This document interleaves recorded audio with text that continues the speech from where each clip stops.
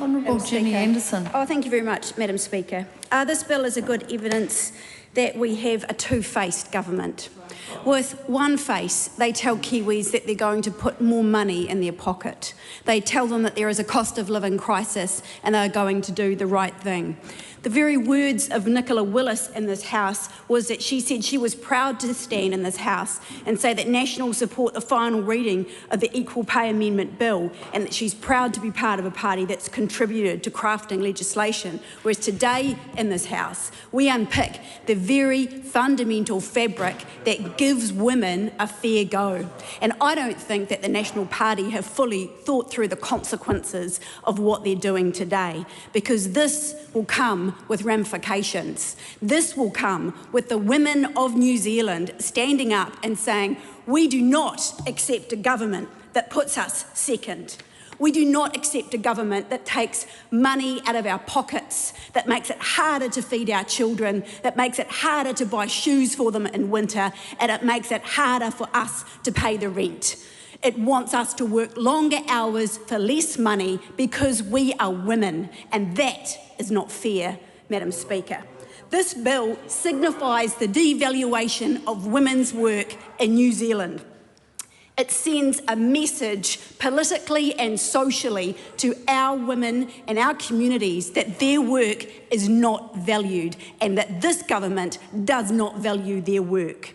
It ends active claims to make pay more equal for women. In fact, it starts right from scratch with those 33 active claims being scrapped. Those women who have been waiting to receive the pay they deserve for the hard work they do. This government has told them today that they have to go back to the start of the queue and they're going to shift the goalposts. So it will be even harder for them to receive the pay they use. And the truth is, well, we've had the words from one face that, oh, we're going to make this more robust. It's got nothing to do with the budget. We're just going to make it a bit more robust. The reality is that the new law in this bill raises the bar for evidence required to prove historic undervaluation for women's work.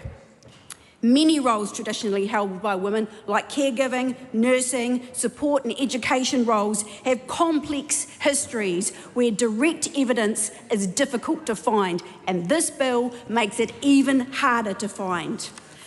The next reason is the narrow definition of comparator jobs. New rules limit the ability to compare women's work to better paid male-dominated roles straight away, making it harder for women to prove that they should be paid a fair wage, and it's shameful. Without these comparisons in place, it is harder to show that women's work has been undervalued just because it is a female-dominated profession. It places financial barriers for workers. Gathering the stronger evidence now required, like historic wage data, independent job evaluations, will be expensive and more difficult to prove. Individual workers and small unions may not have the money or even the expertise to compile the sophisticated cases that are now needed to do this. They have made it harder for workers, for female workers, to get the pay they deserve, and that is unfair. David Seymour today has applauded Brooke Van Velden for finding billions of dollars just weeks out from the budget when it's most needed. Those are the words used out there on the tiles today, while the Prime Minister has said it's got nothing to do with the budget.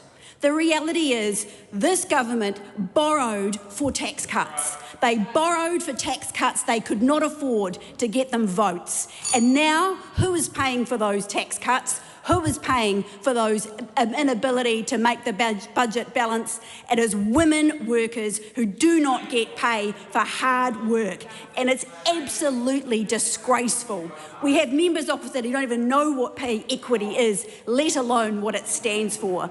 This is a dark day for women in New Zealand who once again been put to the back of the queue by a government that doesn't care about them and that is more interested in making sure that landlords, tobacco companies get a back pocket pay, but not those women who look after the very fabric of our society. Those ones that are working hard just to be able to see their family before the sun goes down, you just made their lives a whole lot harder and a whole lot more difficult to feed their families, and you'll reap the rewards come election day.